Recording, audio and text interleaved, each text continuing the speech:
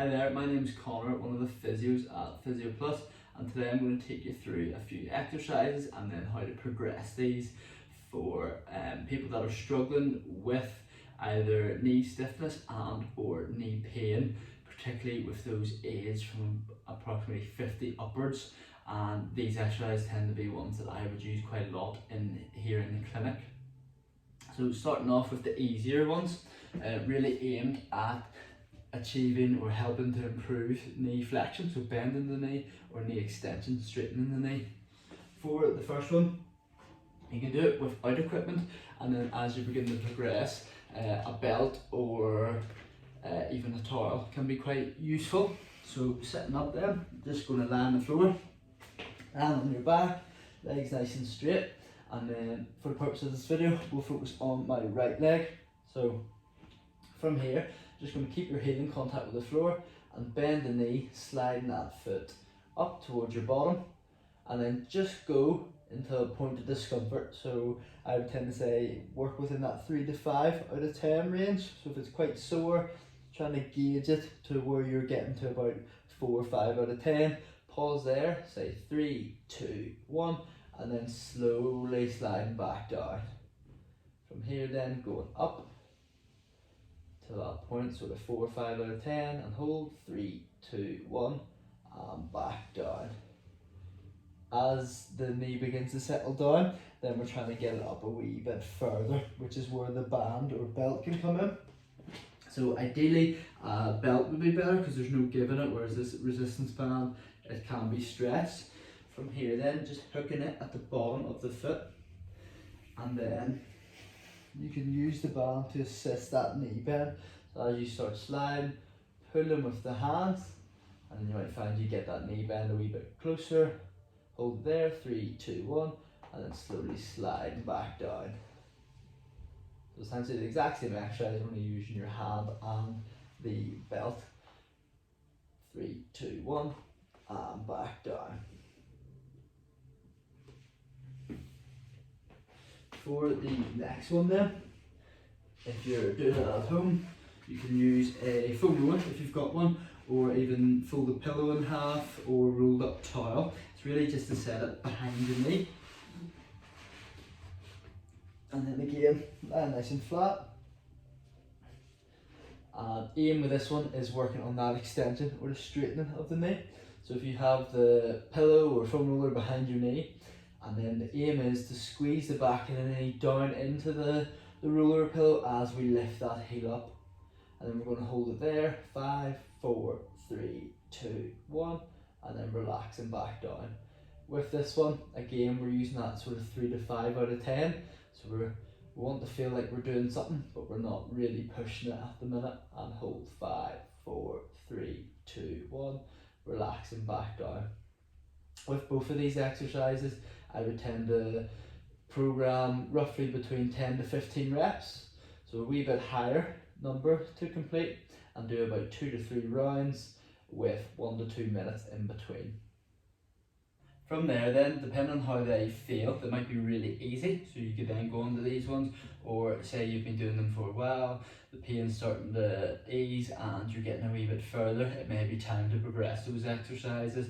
I tend to go off pain levels and range of motion. Ideally we're getting the same range of motion and it's the same level of discomfort in the target leg versus the non-impacted leg. If that's all good, then I would start to think about progressing, and I like to then go into standing, so more weight bearing exercises, and try to get a bit more of the muscle groups working together. One I tend to start with is the squat or the sit to stand. So we're using a chair for this one, and the lower the chair, the harder it will be, so feel free to start off a bit higher, and then over time you can reduce that height.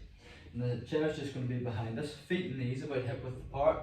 I personally like to have the hands out in front, so depending on your balance, you could have something steady out in front to use at the beginning, and then as you progress you can get rid of that, so you're just holding it all yourself.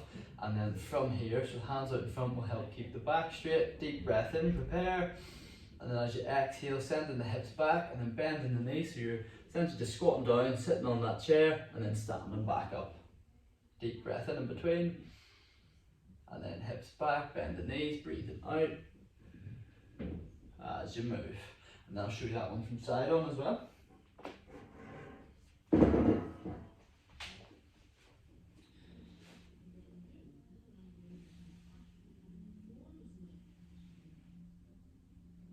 Hips back, bend your knees, sitting down, and then coming back up. Another wee point with that one is just keeping the heels on the ground. So sometimes I will see where the heels come up, toes want to lift, that's just going to send you forward. So again, hips back and having the chair behind will help just keep that positioning. To then target more down the backs of the legs, I like to use a bit more of a hip hinge movement. So standing, feet and knees again about hip width apart, have the knees relaxed so we're not locking them out, and then once they're relaxed, imagine that they're fixing that joint angle so we're not bending them during this movement. To keep the back straight can be easiest, just have the hands behind your back, and then from here deep breath in to prepare. As you exhale then, so knees are relaxed but not moving any further, send the hips back, so think bottom towards the wall behind me. As I lean forwards, keeping the back straight, feeling a bit of tension down the backs of the legs, and then sending the hips forwards to come out of that. So you should be feeling the backs of the legs working a bit more with this one. Deep breath in between, and then exhale going down again, just keeping it slow and steady, really focus on sending the hips back, and then hips forwards. With those two, they can be a wee bit more challenging, so I would tend to program them 3 sets of 6 to 10 reps, usually starting at the 6 and building to the 10.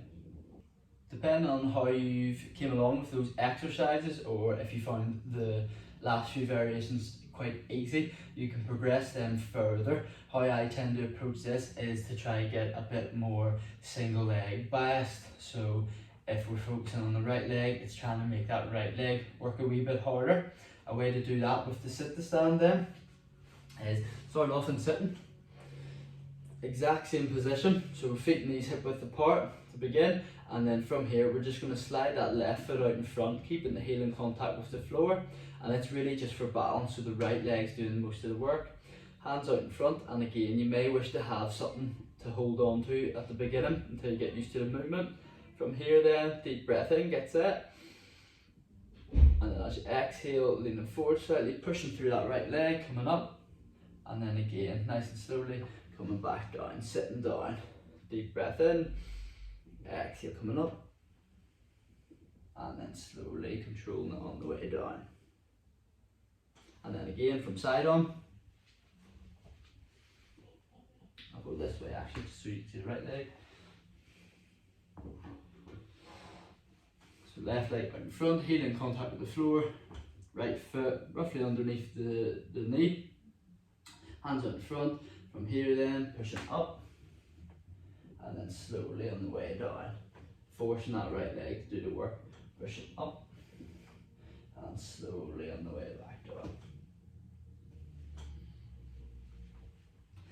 Then to progress that second exercise, which is focusing more down the backs of the legs and into the glutes. So we were working on that hip hinge with both feet. From here then, if you place your right foot in front, so it's kind of the opposite way around than the sit to stand. So right foot out in front, left leg out behind. So this is going to target the right leg. With the left foot out behind, you can either go up onto the toes, which will be slightly harder, or keep that foot planted. And then we're just going to relax that right knee again. So it's nice and soft. Then imagine it's locked into that relaxed position. So again, we're really focusing on getting the hips moving. Hands behind the back will help keep the back more upright without having to think about it too much. You can have the hands here and even add on weights then as you progress to make that a wee bit harder. Deep breath in to prepare, and then as you exhale, keeping the knee in that joint angle, sending the hips back, so thinking bottom towards that back wall, hinging forwards, trying to keep the back straight, feeling a bit of tension down the back of the right leg, and then sending the hips forward to come out of that. We'll go another one, hips back, send back, back, back, back, back, and then hips forwards. With those ones, I again would go sort of within that 3 sets of 6 to 10 reps, and around 4 times a week would be good for them, resting for about 2 to 3 minutes in between them.